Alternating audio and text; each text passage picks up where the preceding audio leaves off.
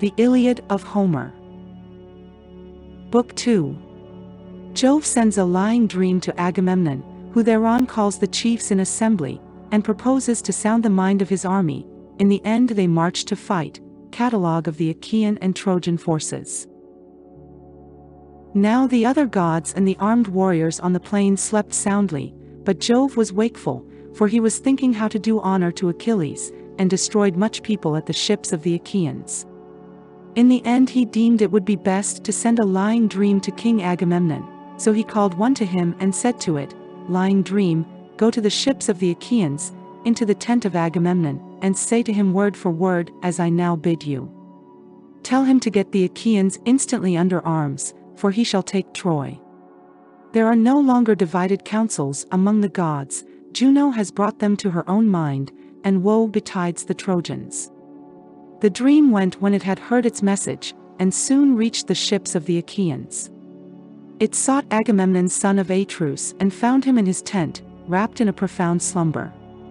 It hovered over his head in the likeness of Nestor, son of Neleus, whom Agamemnon honored above all his counselors, and said, "You are sleeping, son of Atreus.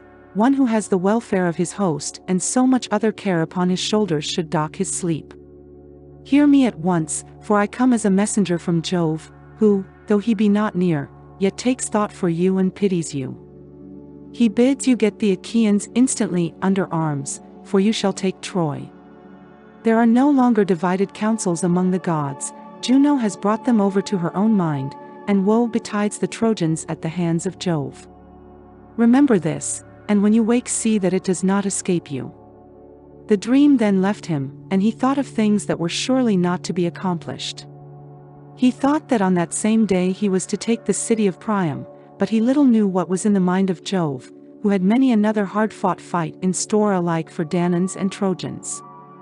Then presently he woke, with the divine message still ringing in his ears, so he sat upright, and put on his soft shirt, so fair and new, and over this his heavy cloak. He bound his sandals onto his comely feet, and slung his silver-studded sword about his shoulders. Then he took the imperishable staff of his father, and sallied forth to the ships of the Achaeans. The goddess Dawn now wended her way to vast Olympus, that she might herald day to Jove and to the other immortals, and Agamemnon sent the criers round to call the people in assembly, so they called them and the people gathered thereon. But first he summoned a meeting of the elders at the ship of Nestor king of Pylos, and when they were assembled he laid a cunning counsel before them. "My friends," said he, "I have had a dream from heaven in the dead of night, and its face and figure resembled none but Nestor's. It hovered over my head and said, 'You are sleeping, son of Atreus. One who has the welfare of his host and so much other care upon his shoulders should dock his sleep. Hear me at once, for I am a messenger from Jove, who, though he be not near, yet takes thought for you and pities you. He bids you get the Achaeans instantly under arms, for you shall take Troy. There are no longer divided counsels among the gods, Juno has brought them over to her own mind, and woe betides the Trojans at the hands of Jove. Remember this." The dream then vanished and I awoke. Let us now, therefore, arm the sons of the Achaeans.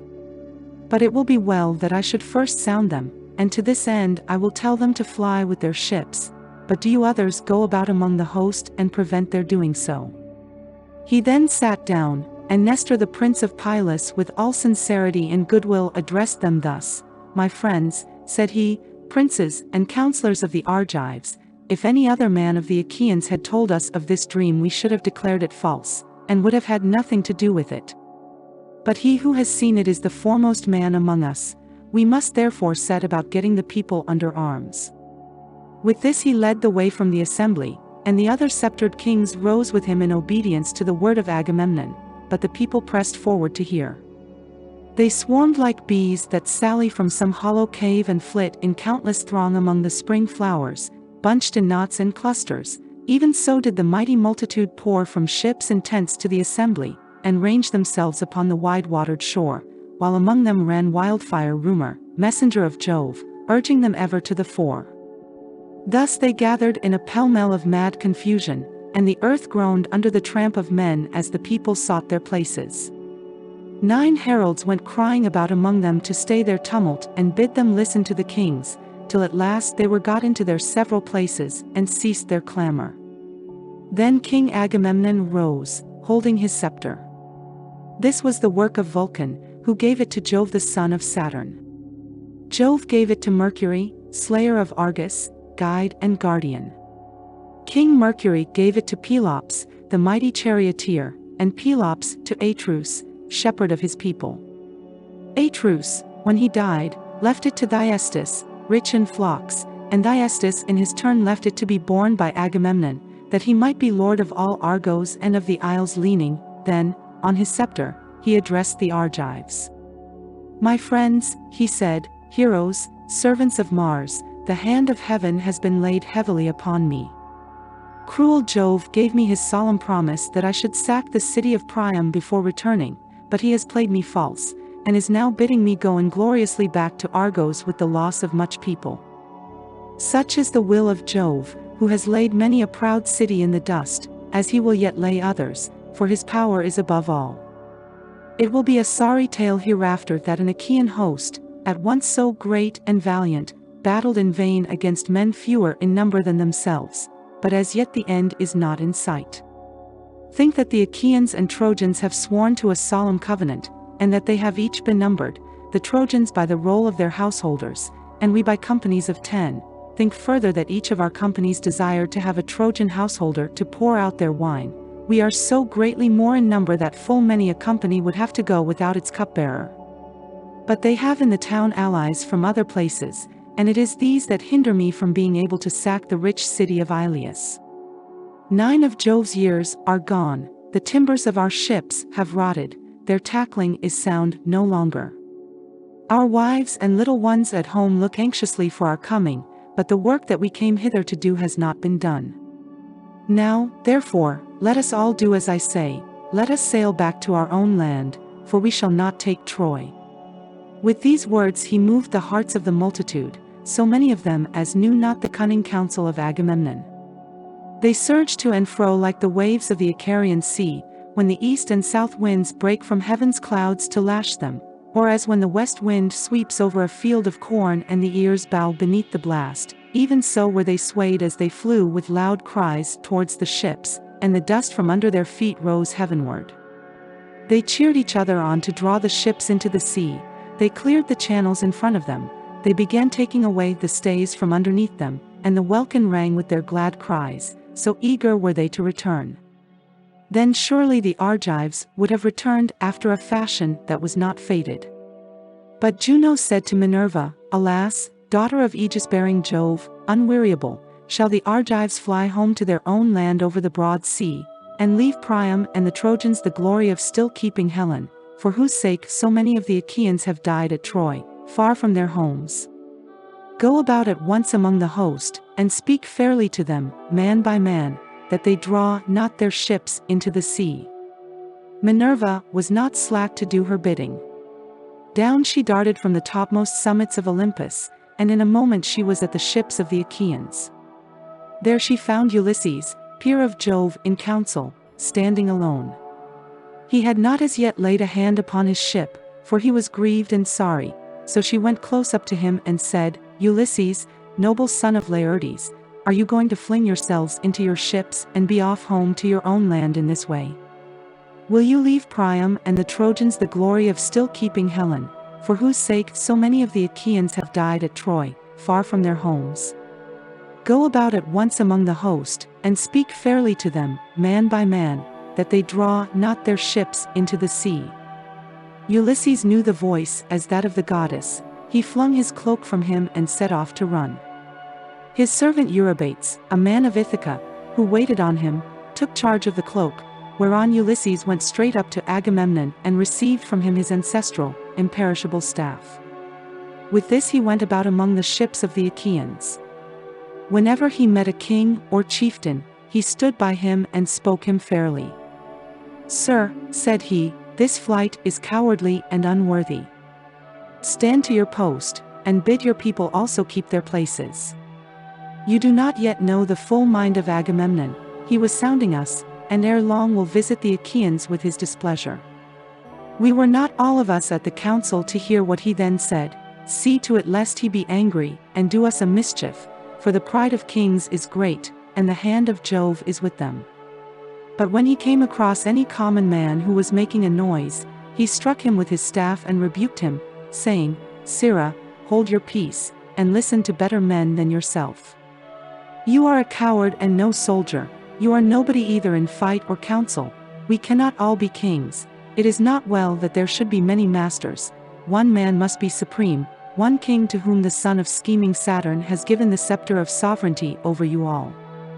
Thus masterfully did he go about among the host, and the people hurried back to the council from their tents and ships with a sound as the thunder of surf when it comes crashing down upon the shore, and all the sea is in an uproar.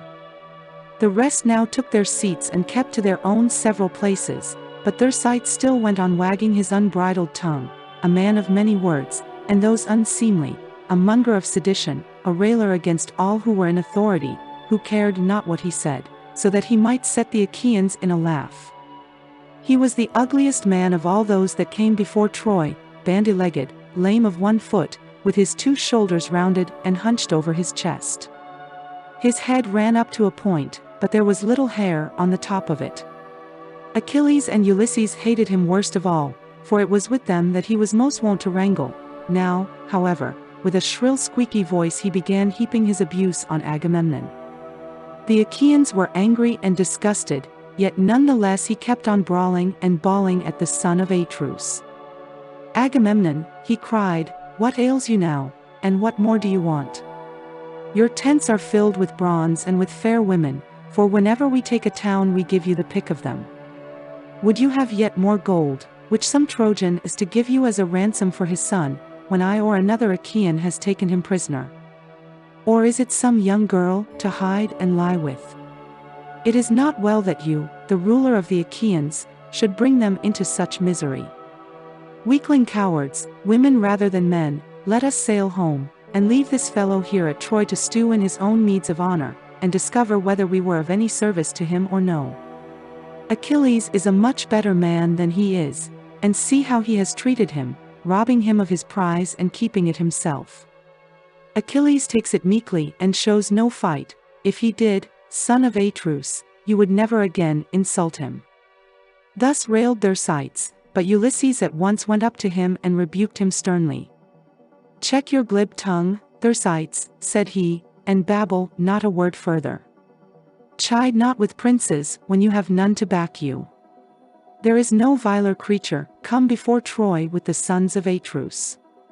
Drop this chatter about kings, and neither revile them nor keep harping about going home. We do not yet know how things are going to be, nor whether the Achaeans are to return with good success or evil. How dare you jibe at Agamemnon because the Danaans have awarded him so many prizes?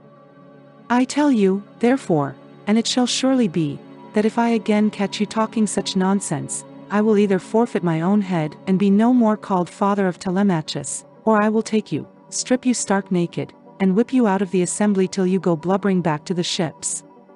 On this he beat him with his staff about the back and shoulders till he dropped and fell a-weeping. The golden scepter raised a bloody will on his back, so he sat down frightened and in pain, looking foolish as he wiped the tears from his eyes. The people were sorry for him, yet they laughed heartily, and one would turn to his neighbor saying, Ulysses has done many a good thing ere now in fight and council, but he never did the Argives a better turn than when he stopped this fellow's mouth from prating further. He will give the kings no more of his insolence. Thus said the people. Then Ulysses rose, scepter in hand, and Minerva in the likeness of a herald bade the people be still, that those who were far off might hear him and consider his counsel. He therefore with all sincerity and goodwill addressed them thus. King Agamemnon, the Achaeans are for making you a byword among all mankind.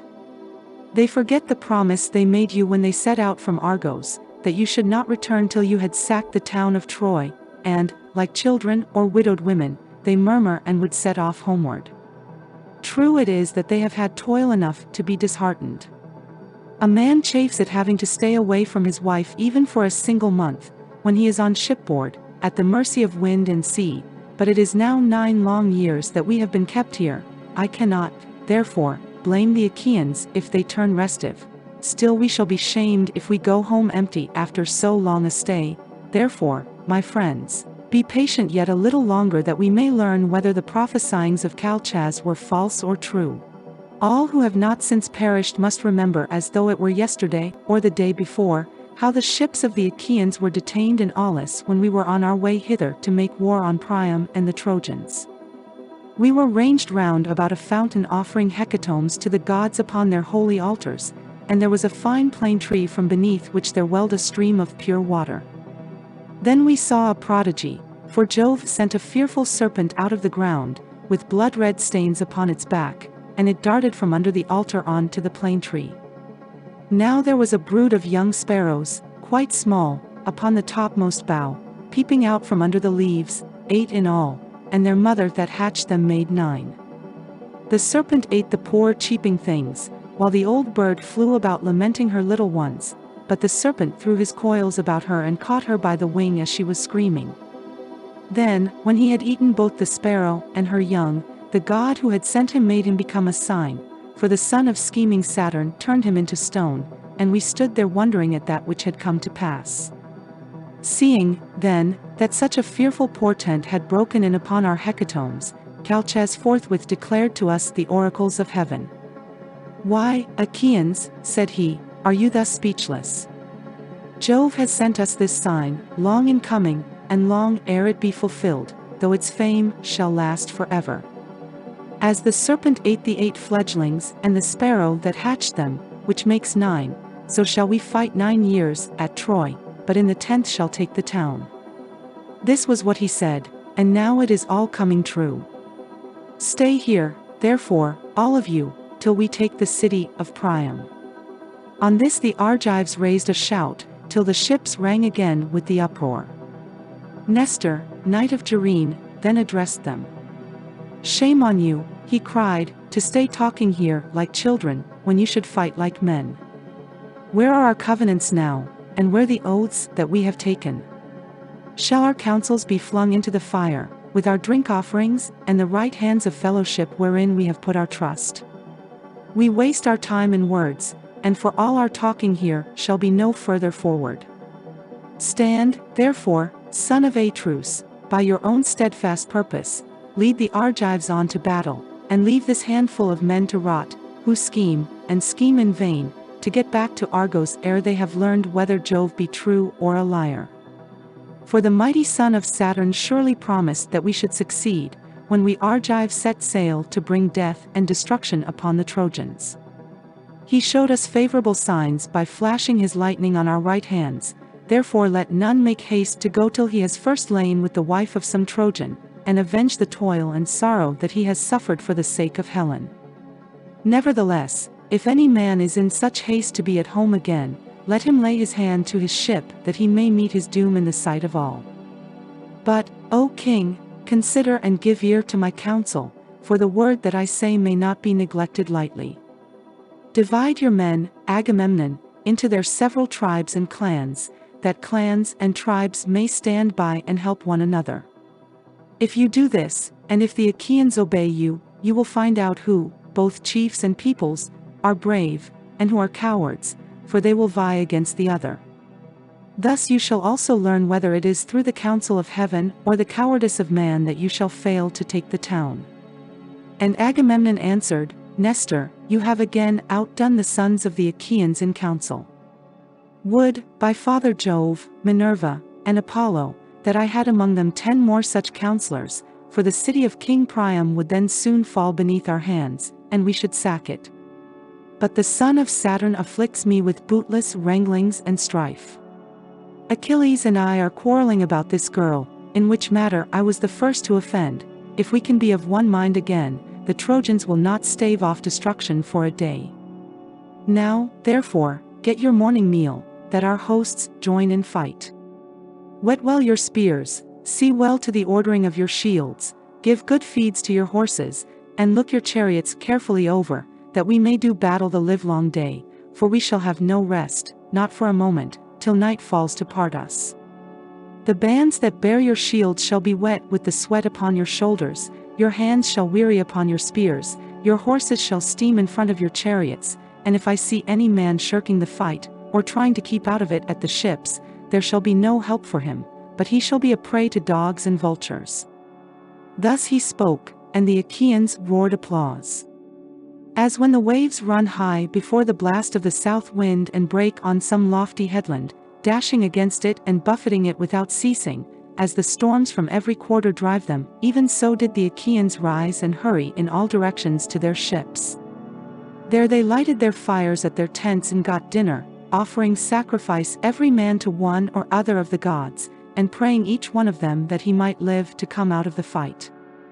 Agamemnon, king of men, sacrificed a fat 5-year-old bull to the mighty son of Saturn, and invited the princes and elders of his host. First he asked Nestor and King Idomeneus, then the 2 Ajaxes and the son of Tydeus, and sixthly Ulysses, peer of gods in council, but Menelaus came of his own accord, for he knew how busy his brother then was. They stood round the bull with the barley meal in their hands, and Agamemnon prayed, saying, Jove, most glorious, supreme, that dwellest in heaven, and ridest upon the storm cloud, grant that the sun may not go down, nor the night fall, till the palace of Priam is laid low, and its gates are consumed with fire. Grant that my sword may pierce the shirt of Hector about his heart, and that full many of his comrades may bite the dust as they fall dying round him. Thus he prayed, but the son of Saturn would not fulfill his prayer. He accepted the sacrifice, yet none the less increased their toil continually. When they had done praying and sprinkling the barley meal upon the victim, they drew back its head, killed it, and then flayed it. They cut out the thigh bones, wrapped them round in 2 layers of fat, and set pieces of raw meat on the top of them. These they burned upon the split logs of firewood, but they spitted the inward meats, and held them in the flames to cook. When the thigh bones were burned, and they had tasted the inward meats, they cut the rest up small, put the pieces upon spits, roasted them till they were done, and drew them off. Then, when they had finished their work and the feast was ready, they ate it, and every man had his full share, so that all were satisfied. As soon as they had had enough to eat and drink, Nestor, knight of Gerene, began to speak. King Agamemnon, said he, let us not stay talking here, nor be slack in the work that heaven has put into our hands. Let the heralds summon the people to gather at their several ships, we will then go about among the host, that we may begin fighting at once. Thus did he speak, and Agamemnon heeded his words. He at once sent the criers round to call the people in assembly. So they called them, and the people gathered thereon. The chiefs about the son of Atreus chose their men and marshaled them, while Minerva went among them holding her priceless aegis that knows neither age nor death. From it there waved 100 tassels of pure gold, all deftly woven, and each one of them worth 100 oxen. With this she darted furiously everywhere among the hosts of the Achaeans, urging them forward, and putting courage into the heart of each, so that he might fight and do battle without ceasing. Thus war became sweeter in their eyes even than returning home in their ships. As when some great forest fire is raging upon a mountain top and its light is seen afar, even so as they marched the gleam of their armor flashed up into the firmament of heaven. They were like great flocks of geese, or cranes, or swans on the plain about the waters of Castor, that wing their way hither and thither, glorying in the pride of flight, and crying as they settle till the fun is alive with their screaming. Even thus did their tribes pour from ships and tents onto the plain of the Scamander, and the ground rang as brass under the feet of men and horses. They stood as thick upon the flower-bespangled field as leaves that bloom in summer. As countless swarms of flies buzz around a herdsman's homestead in the time of spring and the pails are drenched with milk, even so did the Achaeans swarm onto the plain to charge the Trojans and destroy them. The chiefs disposed their men this way and that before the fight began, drafting them out as easily as goatherds draft their flocks when they have got mixed while feeding, and among them went King Agamemnon, with a head and face like Jove the Lord of Thunder, a waist like Mars, and a chest like that of Neptune.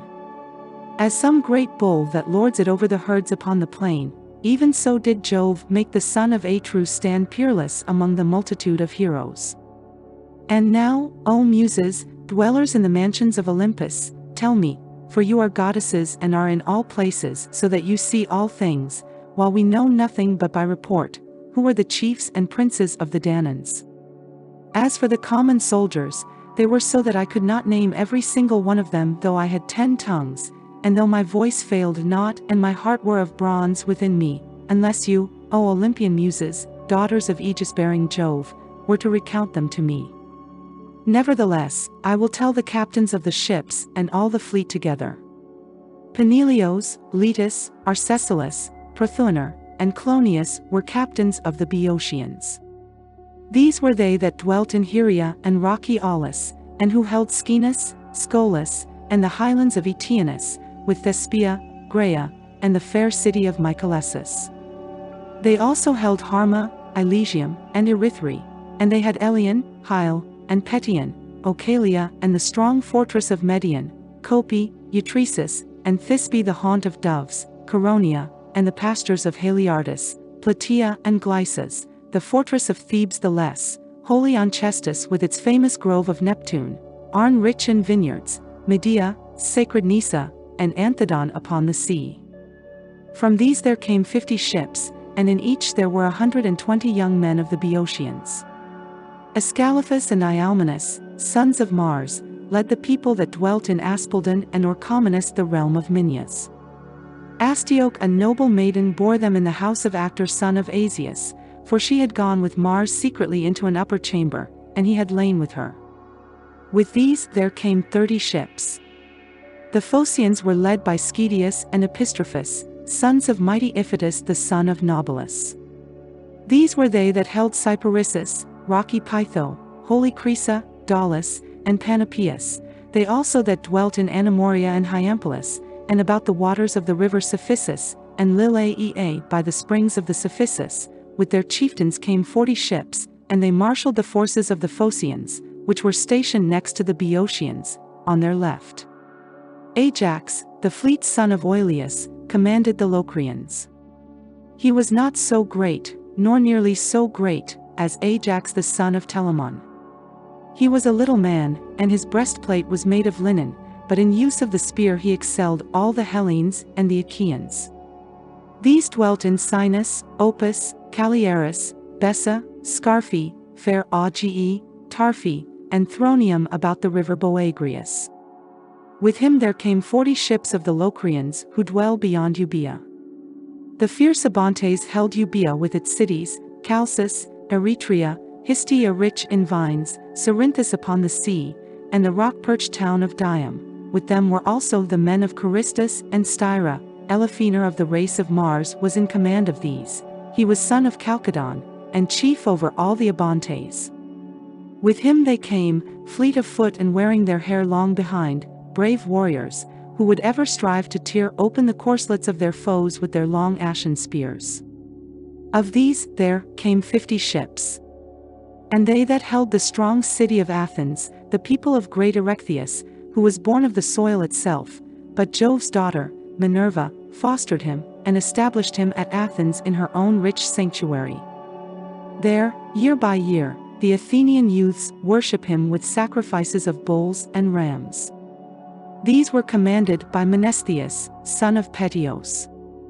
No man living could equal him in the marshalling of chariots and foot soldiers. Nestor could alone rival him, for he was older. With him there came 50 ships. Ajax brought 12 ships from Salamis, and stationed them alongside those of the Athenians. The men of Argos, again, and those who held the walls of Tiryns, with Hermione, and a sign upon the gulf, Troezene, Ione, and the vineyard lands of Epidaurus, the Achaean youths, moreover, who came from Aegina and Mazas, these were led by Diomede of the loud battle cry, and Sthenelus son of famed Capaneus. With them in command was Euryalus, son of King Mecisteus, son of Telos, but Diomede was chief over them all. With these there came 80 ships. Those who held the strong city of Mycenae, rich Corinth and Cleone, Ornii, Erythyria, and Lycion, where Adrastus reigned of old, Hyperesia, Hygonoessa, and Pellene, Aegium and all the coastland round about Hellas, these sent 100 ships under the command of King Agamemnon, son of Atreus. His force was far both finest and most numerous, and in their midst was the king himself, all glorious in his armor of gleaming bronze, foremost among the heroes, for he was the greatest king, and had most men under him. And those that dwelt in Lacedaemon, lying low among the hills, Pharis, Sparta, with Mes the haunt of doves, Brycea, Augeae, Amyclae, and Helos upon the sea, Los, moreover, and Etalus, these were led by Menelaus of the loud battle cry, brother to Agamemnon, and of them there were 60 ships, drawn up apart from the others. Among them went Menelaus himself, strong in zeal, urging his men to fight, for he longed to avenge the toil and sorrow that he had suffered for the sake of Helen. The men of Pylus and Arene, and Thryum where is the ford of the river Alpheus, strong Ipy, Cyparissus, and Amphigenia, Telium, Helos, and Dorium, where the Muses met Thamyris, and stilled his minstrelsy forever. He was returning from Oechalia, where Eurytus lived and reigned, and boasted that he would surpass even the Muses, daughters of aegis-bearing Jove, if they should sing against him, whereon they were angry, and maimed him. They robbed him of his divine power of song, and thenceforth he could strike the lyre no more. These were commanded by Nestor, knight of Gerene, and with him there came 90 ships. And those that held Arcadia, under the high mountain of Cyllene, near the tomb of Epytus, where the people fight hand to hand, the men of Phoenius also, and Orchomenus rich in flocks, of Rhipe, Strate, and Bleak and Nisp, of Tegea and fair Mantinia, of Stymphalus and Parasia. Of these King Agamemnon son of Anchius was commander, and they had 60 ships. Many Arcadians, good soldiers, came in each one of them, but Agamemnon found them the ships in which to cross the sea, for they were not a people that occupied their business upon the waters. The men, moreover, of Buprasium and of Elis, so much of it as is enclosed between Hermon, Myrsinus upon the seashore, the rock Oline and Elysium. These had 4 leaders, and each of them had 10 ships, with many Achaeans on board. Their captains were Amphimachus and Thalpius, the one, son of Tyatus, and the other, of Eurytus, both of the race of Actor. The 2 others were Diores, son of Amarances, and Polyxenus, son of King Agasthenes, son of Augeas.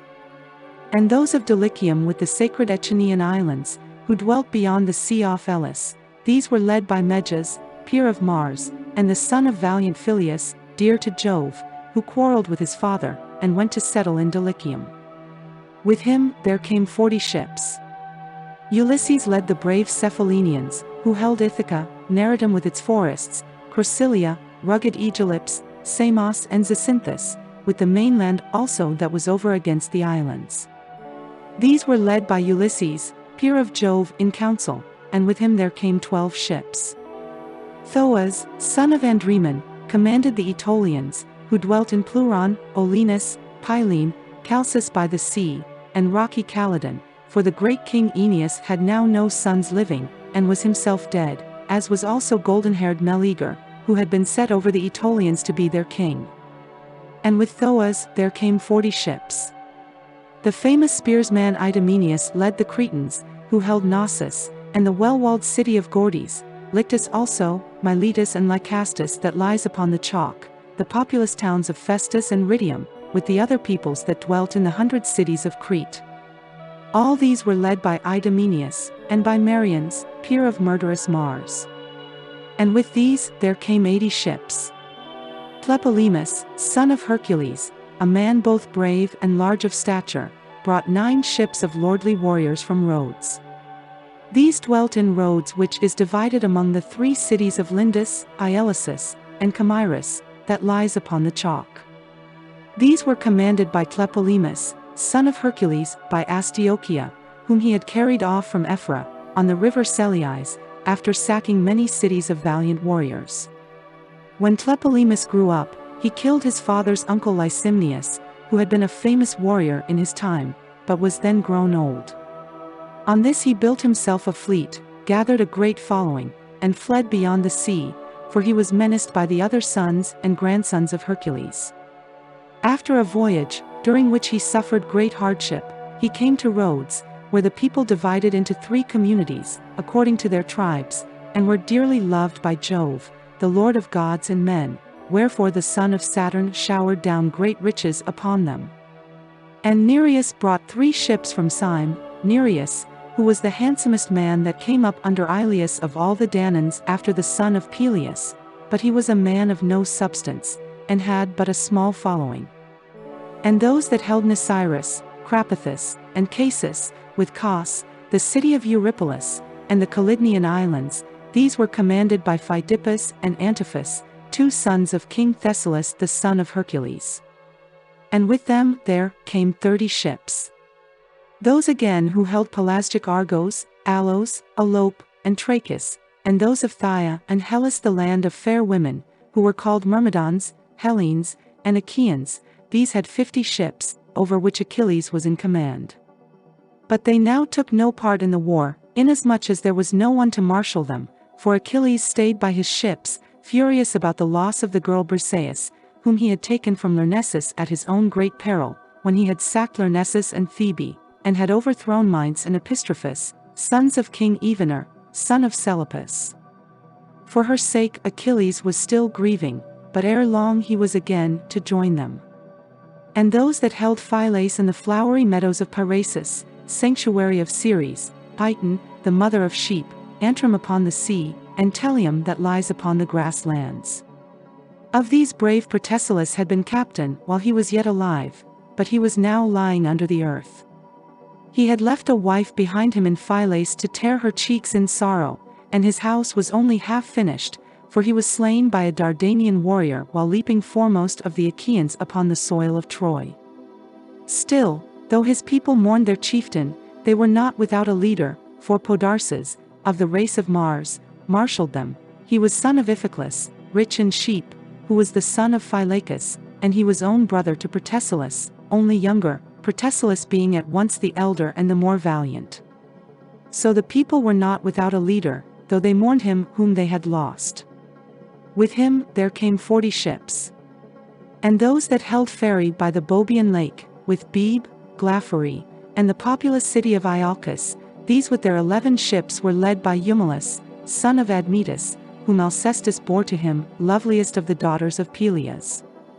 And those that held Methone and Thaumatia, with Melibea and rugged Olizon, these were led by the skillful archer Philoctetes, and they had 7 ships, each with 50 oarsmen, all of them good archers. But Philoctetes was lying in great pain in the island of Lemnos, where the sons of the Achaeans left him, for he had been bitten by a poisonous water snake. There he lay sick and sorry, and full soon did the Argives come to miss him. But his people, though they felt his loss, were not leaderless, for Medon, the bastard son of Oileus by Rhene, set them in array. Those, again, of Tricca and the stony region of Ithome, and they that held Oechalia, the city of Echelline Eurytus, these were commanded by the 2 sons of Aesculapius, skilled in the art of healing, Podalirius and Machaon. And with them there came 30 ships. The men, moreover, of Ormenius, and by the fountain of Hyperiae, with those that held Asterius, and the white crests of Titanus, these were led by Eurypylus, the son of Euaemon, and with them there came 40 ships. Those that held Argisa and Gertone, Orth, Elone, and the white city of Aluson, of these brave Polypotes was leader. He was son of Pirithous, who was son of Jove himself, for Hippodamia bore him to Pirithous on the day when he took his revenge on the shaggy mountain savages and drove them from Empypelion to the Aethaces.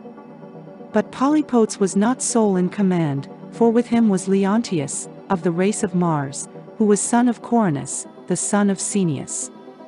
And with these there came 40 ships. Guneus brought 22 ships from Cyphus, and he was followed by the Aeneans and the valiant Peribe, who dwelt about wintry Dodona, and held the lands round the lovely river Titaresius, which sends its waters into the Peneus. They do not mingle with the silver eddies of the Peneus, but flow on the top of them like oil, for the Titaresius is a branch of dread Orcus and of the river Styx. Of the Magnates, Protus son of Tenthredon was commander. They were they that dwelt about the river Peneus and Empypelion. Protus, fleet of foot, was their leader, and with him there came 40 ships. Such were the chiefs and princes of the Danaans. Who, then, O Muse, was the foremost, whether man or horse, among those that followed after the sons of Atreus? Of the horses, those of the son of Pheres were by far the finest. They were driven by Eumelus, and were as fleet as birds. They were of the same age and color, and perfectly matched in height. Apollo, of the silver bow, had bred them in Perea, both of them Mares, and terrible as Mars in battle.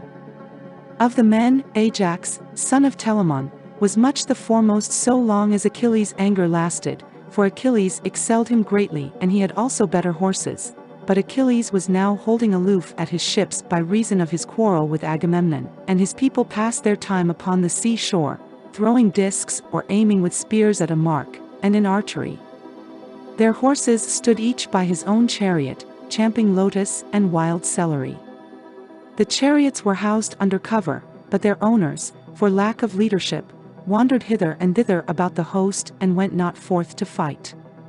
Thus marched the host like a consuming fire, and the earth groaned beneath them when the Lord of Thunder is angry and lashes the land about Typhoeus among the Arimi, where they say Typhoeus lies. Even so did the earth groan beneath them as they sped over the plain. And now Iris, fleet as the wind, was sent by Jove to tell the bad news among the Trojans. They were gathered in assembly, old and young, at Priam's gates, and Iris came close up to Priam, speaking with the voice of Priam's son Polites, who, being fleet of foot, was stationed as watchman for the Trojans on the tomb of old Ulysses, to look out for any sally of the Achaeans. In his likeness Iris spoke, saying, "Old man, you talk idly, as in time of peace, while war is at hand. I have been in many a battle, but never yet saw such a host as is now advancing.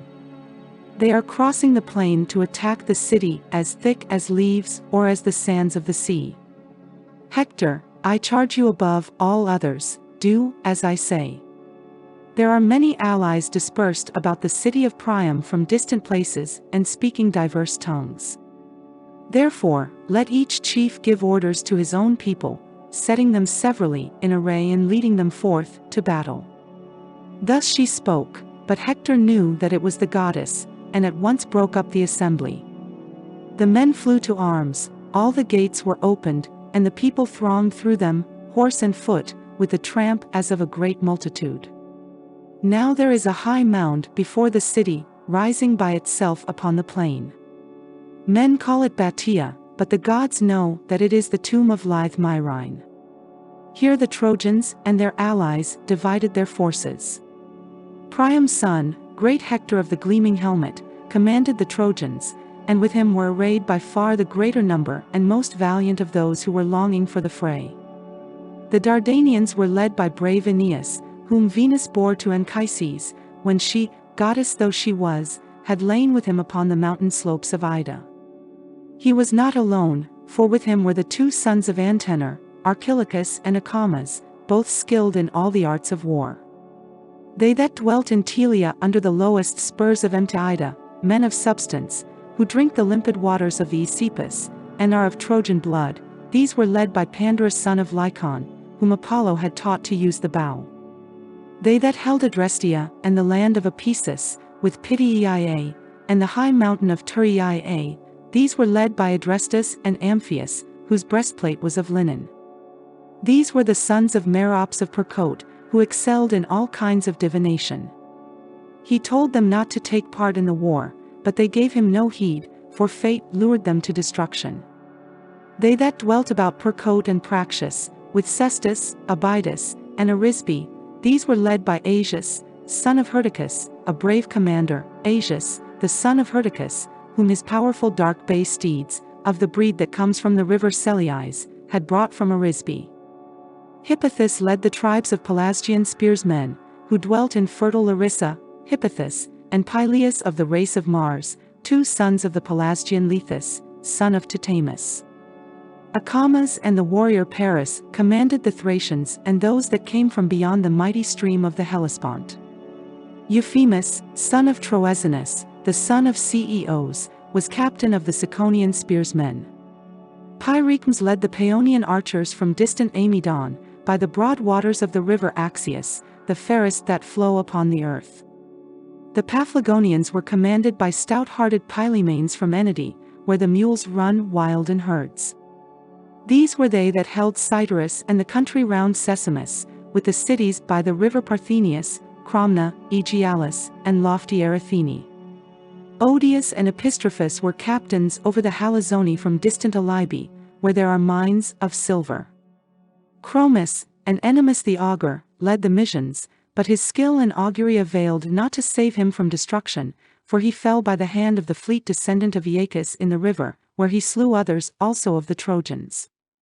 Phorcys, again, and noble Ascanius led the Phrygians from the far country of Ascania, and both were eager for the fray. Mesthles and Antiphus commanded the Meonians, sons of Talamenes, born to him of the Gygaean lake. These led the Meonians, who dwelt under empty Tmolus. Nasts led the Carians, men of a strange speech. These held Miletus and the wooded mountain of Thyers, with the water of the river Meander and the lofty crests of Emtimicoli. These were commanded by Nasts and Amphimachus, the brave sons of Naumion. He came into the fight with gold about him, like a girl, fool that he was. His gold was of no avail to save him, for he fell in the river by the hand of the fleet descendant of Aeacus, and Achilles bore away his gold. Sarpedon and Glaucus led the Lycians from their distant land, by the eddying waters of the Xanthus.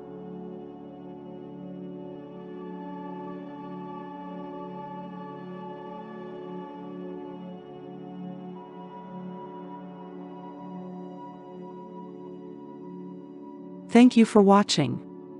We hope you are enjoying Homer's Iliad. If so, please let us know by hitting the like and subscribe buttons. We will see you next time.